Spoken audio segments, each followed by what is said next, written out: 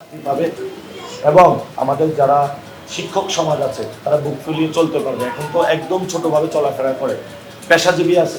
আমি জাপানে দেখেছিলাম একজন সুইপার অনেক পাওয়ার, এমন একজন প্রফেসর যিনি সুইপার একই মার্কেটে যায়, একই মার্কেট থেকে দোকান সবকিছু ক্রয় করে। বাংলাদেশে বড় লোকদের জন্য আলাদা একটা মার্কেট, ছোট লোকদের জন্য ফুটপাতের মার্কেট। এটা আমরা এই বৈষম্যটা ইনশাল্লাহ কমিয়ে আসবো। আর এখানে বড় একটা জায়গা আমাদের রয়েছে, আমি যে জন্য এসেছি সেটা হলো শহীদ ওসমান হাদির বিচারটা আমাদের করতে হবে। বিচারে দেশি বিদেশি ষড়যন্ত্র রয়েছে। এবং আমি যে কমিটিতে ছিলাম, নাগরিক কমিটি, ওইখানে উনি আমার সহযোগিতা ছিল, আমি আহ্বায়ক ছিলাম ওটা। আপনার সন্তানের প্রতি যেমন আপনার দরদ আছে, উনি আমার ভাই। উনি ইনকিলাব মঞ্চ করেছে, আলাদা কালচারাল মুভমেন্ট করেছে। শহীদ ওসমান হাদি আমার ভাই, আমার কর্মী বলি, ভাই বলি। আমার সহযোদ্ধাকে কেউ যদি হত্যা করে, এই হত্যার বিচারিক প্রক্রিয়া নিয়ে যাওয়া, এটা দায়িত্ব আমি ইলেকশনে না দাঁড়ালে এটা করতাম। এখন এটা বেশি দায়িত্ব আমার উপরে এসেছে।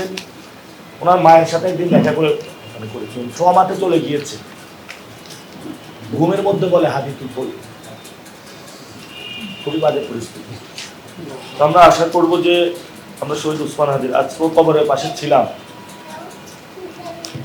আমাদের সাথে তো থাকার কথা ছিল, ঠিক না? উনি এখানে ইলেকশন করার কথা ছিল, আজকে কিন্তু উনি আমাদের মাঝে নেই। উনি একটা কথা বলেছিল, ইনসাফের বাংলাদেশ, ইনসাফের বাংলাদেশ আমরা গঠন করব। আমাদের এক ভাইকে তারা শহীদ করেছে, রেজাউল করিম ভাইকে। আমরা ধৈর্য ধারণ করেছি। কেন ধৈর্য ধারণ করেছি? আমরা 12 তারিখের জন্য অপেক্ষা করছি। আমরা শান্তিপূর্ণ চাই, আমরা বাংলাদেশে গণতন্ত্র প্রতিষ্ঠা করতে চাই, আমরা সন্ত্রাস চাই না, যেটার মধ্যে দিয়ে আমরা একটা নতুন বাংলাদেশ গঠন করতে চাই, যে বাংলাদেশে আমার সন্তান নিরাপদ থাকবে, আপনার সন্তান নিরাপদ থাকবে, মা বোনেরা সবাই নিরাপদ থাকবে, এবং আপনার সন্তান পড়াশোনা করে একটা ভালো চাকরি পাবে এবং ভালো স্যালারি নিয়ে আপনার মুখে হলে খাবার তুলে দিতে পারবে। আমরা এমন একটি বাংলাদেশ চাই। এই বাংলাদেশ চাওয়াটা তো আমাদের অপরাধ না।